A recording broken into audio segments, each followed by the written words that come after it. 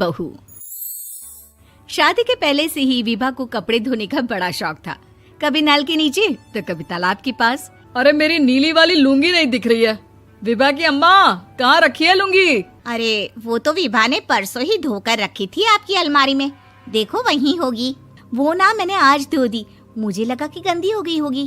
अरे कैसे गंदी हो गई थी, उसे तो मैंने पहना भी नहीं। हे भगवान, इस लड़की के कपड़े धोने की आदत से परेशान हो गया हूँ मैं। जितना तो घर में राशन नहीं आता, उससे कहीं ज्यादा डिटर्जेंट पाउडर का खर्चा है। इसकी शादी करवा दो, शादी जाए अपने घर में ही करे काम, फिर चाहे घर के कपड़े धोने हो या पूरे गांव के। हाँ ठीक बोल रही हूँ, देखता हूँ मैं कोई लड़का। वो दिन भी आ जाता है जब विभा को देखने लड़के वाले आ जाते हैं। लड़की मुझे अच्छी लगी।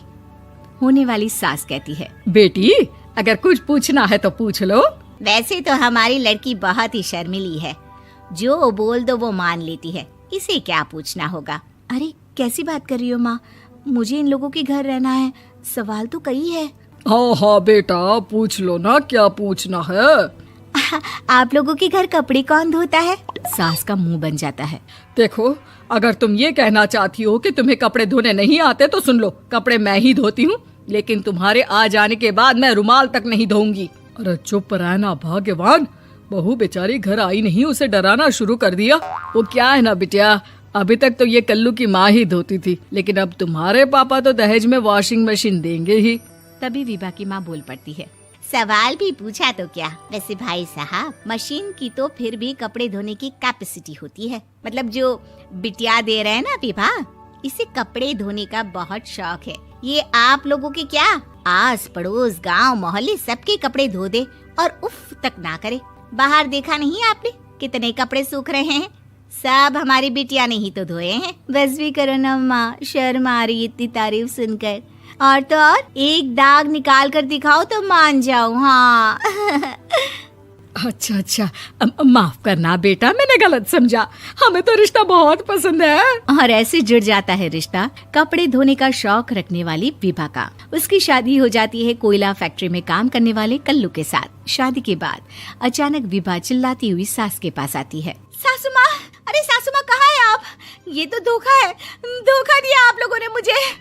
इसे ससुर के चक्कर के बारे में पता चल गया। अरे तो उसमें तुझे क्यों धोखा मिला है? अरे नल में पानी नहीं आता, कपड़े कैसे कब धुलेंगे? अच्छा, तू पानी नहीं आ रहा उसकी बात कर रही है। तो आपने क्या सोचा? कुछ नहीं। अच्छा, तेरी माँ ने कहा था कि कपड़े धोने का शौक है तुझे, याद आया मुझे। शौक बोलकर कपड़े धोने वाले मेरे जुनून को कम ना आके सासू माँ, कपड़ा धोना मेरा गुरूर है। तभी पति भी वहाँ आ जाता है। अभी मैंने इसे सनी देओल की फिल्म दिखाई है, उसी के डायलॉग मार रही है माँ। अच्छा सुन, साफ साफ बता रही हूँ, पानी सुबह 4 से 6 और शाम को 10 से 12 आता है, समझी? विभा टाइमिंग सुनकर हैरान हो जाती है। ये क्या भूतों का मोहल्ला है? सुबह 4 बजे उठकर कौन कपड़े धोता है? 4 बजे टंकी में पानी जाता है, फिर सारा दिन धोना ना, किसने मना किया?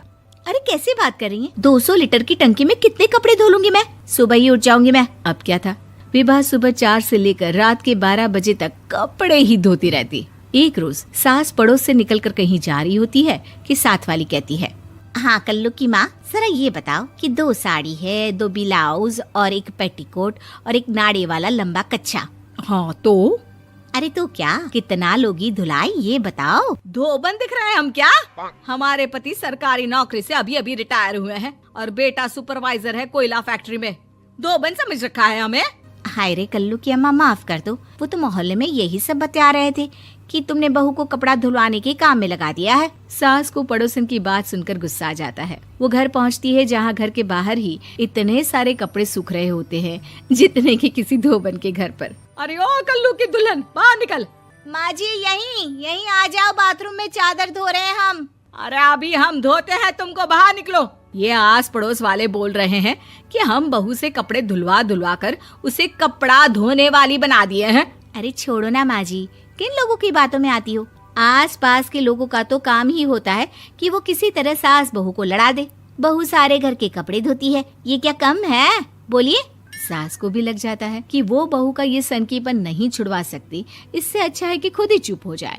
एक रोज सास और बहू मंदिर जाते हैं, जहाँ सास की साड़ी वहाँ खड़ी भीख मांगने वाली से मिलती है। माँ जी क्या बात है, आपकी साड़ी उस भिखारन से कितनी मिल रही है ना? हाँ हाँ, देखो तो दोनों की साड़ी मिल रही है। क्या बात है कल्लू की अम्मा, तुम खुद को तो अफसर की बीवी बताती हो और ऐसी सिंपल सी प्लेन साड़ी पहनकर घूमती हो।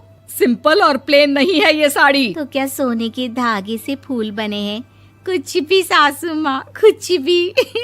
हाँ, बने थे इस साड़ी में सोने के धागे से फूल। मेरे पति लेकर आए थे मद्रास से स्पेशली मेरे लिए 10,000 की। ताहे भाई साहब इस भिखारन के लिए भी सेम टू सेम साड़ी लेकर आए होंगे 10,000 की। सास उस वक्त तो कुछ नहीं कहती, लेकिन बहू के साथ घर आती है और अलमारी से एल्बम निकाल कर लाती है। ये साड़ी देख रही है, ये वही साड़ी है जिसे मैंने अभी पहना था। इस साड़ी में ये जो चमकदार फूल दिख रहे हैं ना, ये सोने के धागों से काढ़े गए हैं।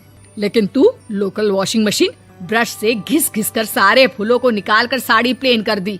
मुझे माफ कर दीजिए सासू माँ। और तो और, जब मैंने तुझे तेरी गलती के लिए कुछ नहीं कहा, लेकिन तूने तो सबके सामने मेरा मजाक ही बना दिया। क्यों? बहू को समझ में आ जाता है कि अब से उसका कपड़े धोना